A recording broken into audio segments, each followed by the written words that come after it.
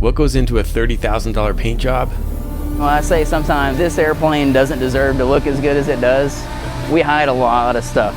The final results on the RV-14 far exceeded my expectations. This paint scheme was meant to pay tribute to the Yellowbirds at the museum where we built the airplane to be a part of the fleet. And it's also an award winner. The next kit workmanship award goes to Charlie Foxtrot, Charlie Golf Alpha, Stephen Bond, Conway, Ontario. The team at Evoke, led by Jonathan McCormick, aren't just awesome technicians, they're bona fide artists. And visiting the facility in Alabama, I got to see the passion firsthand. It's one thing I love about the home-built business. Everybody spent so much time and energy actually building the aircraft. Then when it's done and complete and they finally see this huge milestone, we get to make it shiny and make it look really, really nice. It's fun for us to get to see that whole interaction and be a part of it. It's pretty cool. The truth is, there's a lot more to paint than just paint. So what makes this paint job worth $30K? We're gonna find out.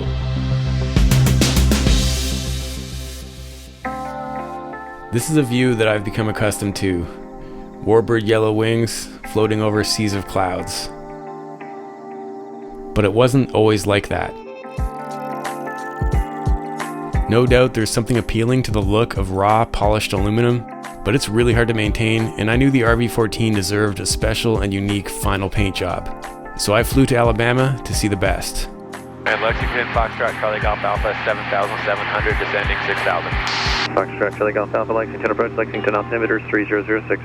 This is an amateur-built Vans aircraft, and the entire 2-year build process was documented and shared. Knowing I'd be flying IFR behind this equipment was the final push to get the instrument rating, also a multiple episode playlist, which is painful to watch at times, and full disclosure that the major component manufacturers are sponsors of the airplane, but the paint job is one of the few things that was only a partial sponsorship, like 4Flight was a larger contributor to the creation of this content than Evoke was. But regardless, I thought the process here was very interesting. I love the work they do, and I'm happy to tell this story. What kind of airplane are you, sir? It's an RV-14, silver. Okay, you're going to be full stop down there? That's affirmative, full stop. All right, thank you very much. So I just landed the airplane here in Alabama for drop-off to Evoke, and I'm saying goodbye to my silver baby.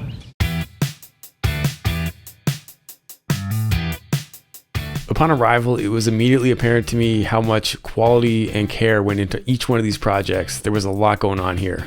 Welcome to Evoke Aviation. What we're standing in now is our overflow facility.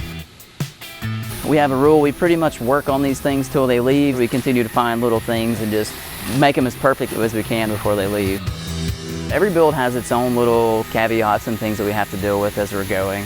Build qualities are different, they vary a lot, mainly in the composite world. So there's a lot of differences in the composites. That's kind of where you get into more the art of the build. Right. And so that's where a lot of people fall a little bit short on it. But we tidy it all up and clean it up and fix that stuff here. Jonathan is one of those people that's managed to combine an amazing business mind with crazy awesome artistic talent. We used to paint a lot of the jets, but now we're only painting home-built experimental, primarily Vans aircraft. So this is the body shop. This is like the beating heart of the operation. They're doing all the really hard work. They're doing the composites, metal prep. The awesome thing about us doing specifically just a couple of airframes is it's all the same thing. Everybody knows the aircraft really well. There's not a big learning curve. So this is where your plane's gonna go. We're gonna get this thing in the booth. We're gonna scrutinize it, go over it, do our incoming inspection. Once we do that, the aircraft will be disassembled, and then it'll go into this step, which is the metal prep step, cleaning or degreasing, getting the bugs off of it first before we do any sanding. The cleaning stage and doing this is very important to make sure the paint sticks to it. Yeah, we hit every single rivet with a wire wheel, clean any contaminants out from around the rivets. Then we sand the entire surface with 320 grit sandpaper, and then we'll do an acid etch and an iodine bath on the aircraft. We prefer for people to fly the aircraft for 60 to 100 hours before they actually get it painted. What that's going to do is allow the aircraft to settle in a little bit. So all your composites shift around. The cowlings especially are going to heat cycle, so they're going to get hot, cold, settle in place a little bit. Yeah. So that's going to really make sure everything's settled in before you paint it. This is where it starts. We'll pick apart the airplane, make some notes on it. We actually just bust out a Sharpie and start making notes. So off to the Sharpie meeting we went.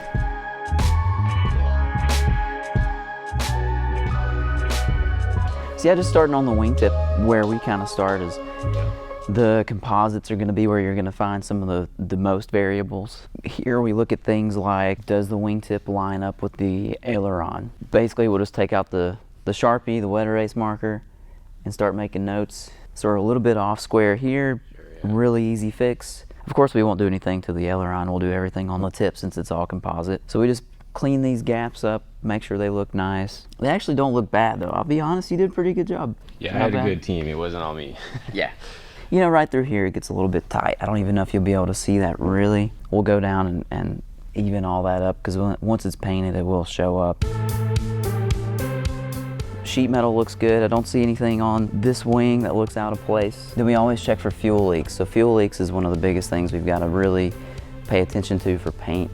Any kind of leaking fuel we can't paint over. Let's check these things out, see what we got going on under here. Looks pretty dry other than some bugs. Yeah. Yeah, looks pretty good, looks dry.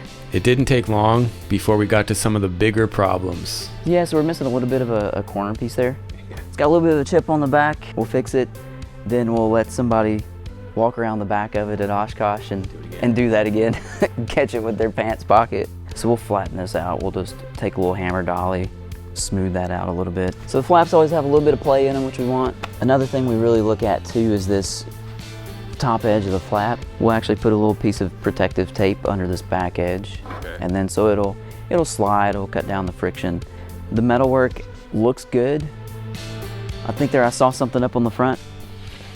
Something got pushed into it here. So we can do an exterior repair there. It's actually not that deep after you came in and fixed it.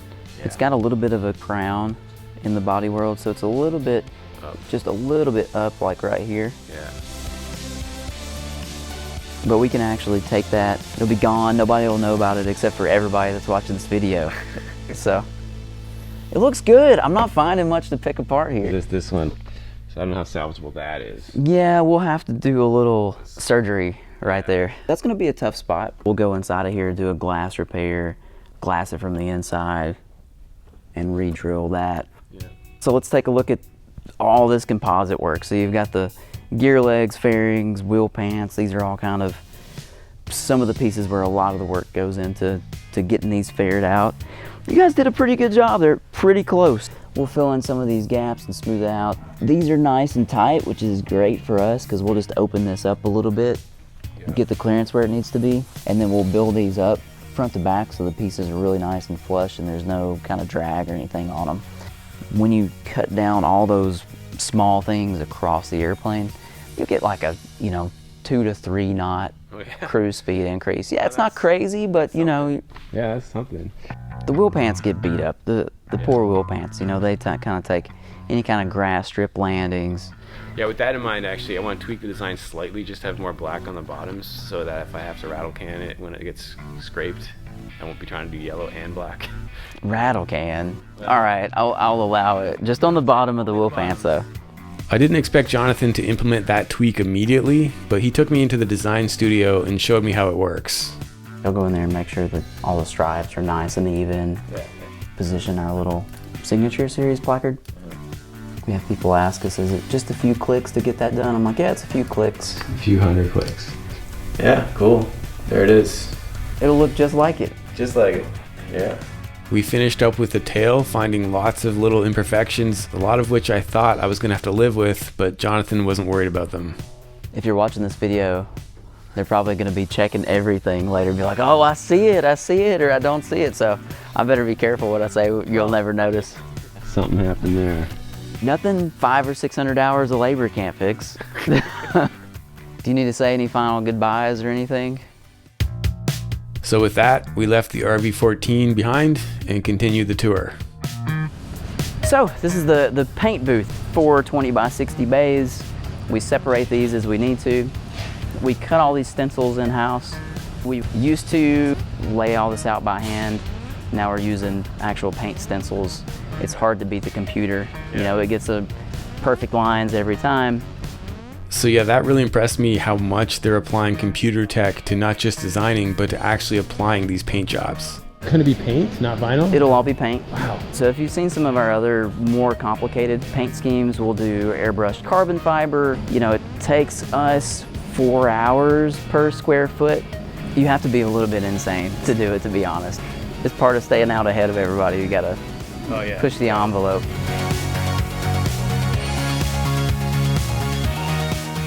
So this is what a 14 looks like, totally disassembled. That is Glenn's. This is basically all the parts for it. You can see we've got everything hung up. We're painting it all in one shot. Glenn's airplane, for this particular design, has got a lot of white pinstripes on it. So we'll actually paint everything on the plane white first. We'll come in and do our layout, and then we'll just be able to pull everything out of there, and all the white pinstripes will stay behind. So we've got a really good base color to go down, and then we just start stacking colors on top of that. And like all good leaders, Jonathan works on all aspects. Maybe the paint fairy will come in tonight and get it taken care of. I'm the paint fairy. Okay. They get everything ready. I come in and paint stuff at night, and then when they come back in the next morning, they're like, "Oh, the paint fairy's been here." But I'm passionate about it. I got into this because I loved painting airplanes, and having to manage a growing business has just been a part of kind of like build my dream on the rest of it. I think if I was to the point where I couldn't do the paint work, it would be pretty disappointing.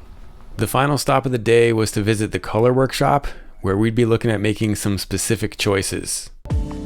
The sun's not out, we've got a rainy day, or matching colors at night. We've got these UV lights in here so we can actually get a better depiction of what the colors are going to look like outside in the sun. I actually have an entire book dedicated to yellows. You're probably going to be in here in this book somewhere. These are a little too light. It was somewhere between fun and daunting as far as how many choices there were. It would add a little pizzazz to it.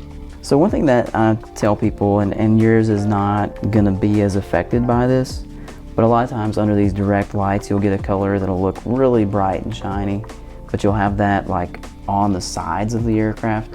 And then when you actually get up into a side cast light, it's a much darker color. So when you have that thing in the hangar or lower light, it actually almost turns into a black. It's called the color flop, so you want to keep the color flop in mind when you're picking those colors. This one is so much brighter blue, it loses a little bit. After narrowing the choices down to a manageable number, we brought some of the swatches outside to compare against the interior. I've also got some paint inside the engine compartment, so I wanted to see how close we can get that blue. So That's your instinct, I've right? done several combinations like that, and it just looks really, really killer. Yeah. But the big decision came with matching the yellow against the Harvard, so I brought all the swatches home to report back to Jonathan the closest one. I'm just kind of getting the example of how changing the angle really changes what you see. Oh, I see. You can see the color just completely change. So you gotta really judge it in multiple angles. An added bonus that the colors we landed on were pretty close to the embroidered patch of the Flight Shop's colors. Jonathan keeps his customers in the loop with fairly frequent update videos, so that was a lot of fun to watch throughout the process.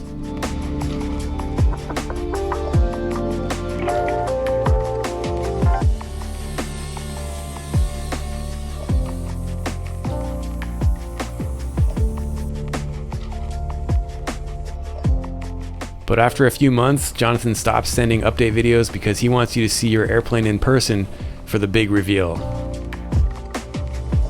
After a final sleep that felt like Christmas Eve, it was pickup day morning. Glenn, Dave, and I woke up early to meet Tony in his M600 as he was going to be flying us to Alabama. How you doing, sir? Morning. Fist bump? Oh. Time to begin. Yeah, man. Tony is a Toronto-based pilot buddy. He currently flies an RV-8 with an Evoke paint job, and he's building a 14 that will have one too. Usually I sleep till 3 every hour. It's like, what time is it? Is it morning yet? So that's team pick up 2 RV-14s from Alabama that are just out of the paint shop. Having Glenn along for this was a poetic full circle kind of moment. Our 2 airplanes were built alongside each other neck and neck, and then test flew within the same 24-hour period. And here we were together picking them up from the paint shop on the same day.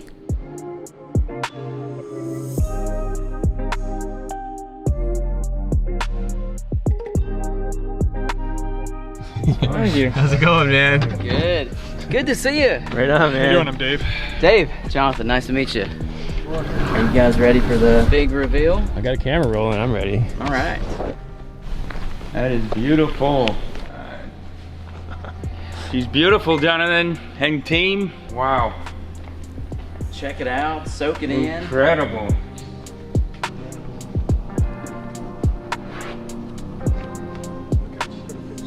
Isn't it incredible? It is. Crazy. All right, I gotta look at mine.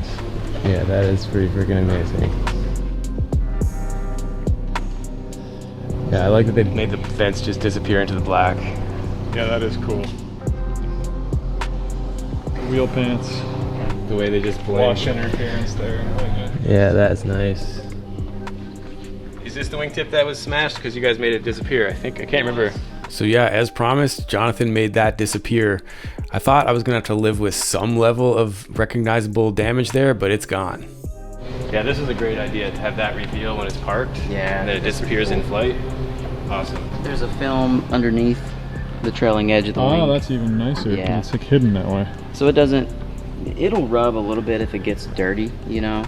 But if you keep the top of that flap clean, it works pretty good. Great job, man. Thank you. Thank you. I appreciate it. It's I know you beautiful. guys pushed hard to make this happen, so. We did. The Yeah. whole team. Is this just clear coat or is this waxed? Just clear coat. And we cut and buffed it. Oh, you actually cut it and buff it. Okay. Yeah, so it's sanded 1500 grit, 3000, then we cut it with compound and then put a glaze on it. But there's no like wax or anything on it. That explains why there's virtually no orange peel whatsoever, right? Yeah. It's just it's basically a show car finish. That's what we're going for, yep. Should be faster, right? Should be a little faster. Normally 3 knots in cruise, 3 to 4 knots is pretty normal. Once we fare out all the gaps in the fairings and all that, you know, every little Right. quarter knot on every piece adds up a little bit. We probably added anywhere from 24 to 26 pounds to it total. So that's for, you know, the composite work, prime and everything, and the base clear. Okay, so the inspections are complete. Tony's just out there getting some gas in the M600. And the guys are about to go test fly after making sure all the control surfaces are attached correctly. I expect this will be uneventful, but it was major maintenance, so that's why we're test flying. So it wasn't uneventful. As the chief pilot at the museum, Dave is doing the test flight because of the way the insurance works for the fleet. We got problems. Oh no. About halfway through the test flight, oil temperature started climbing and it hit 252 out of nowhere. Like the oil cooler has to be blocked by something. And this is entirely my fault, nothing to do with the paint shop. It was a scat tube that I had failed to tighten correctly on a previous inspection. There's a dedicated episode about that, but anyway, we got it sorted out and Dave and Tony departed in the M600, and then Glenn and I got ready to fly a 2-ship loose formation home.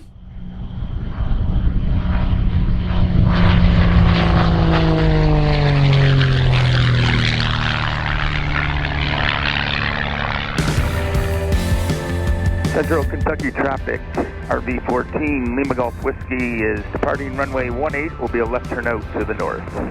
So I definitely have no buyer's remorse. I think the value of this paint job shows the passion of the team, and Jonathan is totally evident. They continue to be supportive, and I actually damaged a wheel pant pretty badly recently, and they're going to be working on fixing that for me. And if you make it to one of the shows where the airplane is on display, please come by, say hi, and get a close look at it, because it's hard to believe it's a home built. Until the next one, keep your flight chops sharp.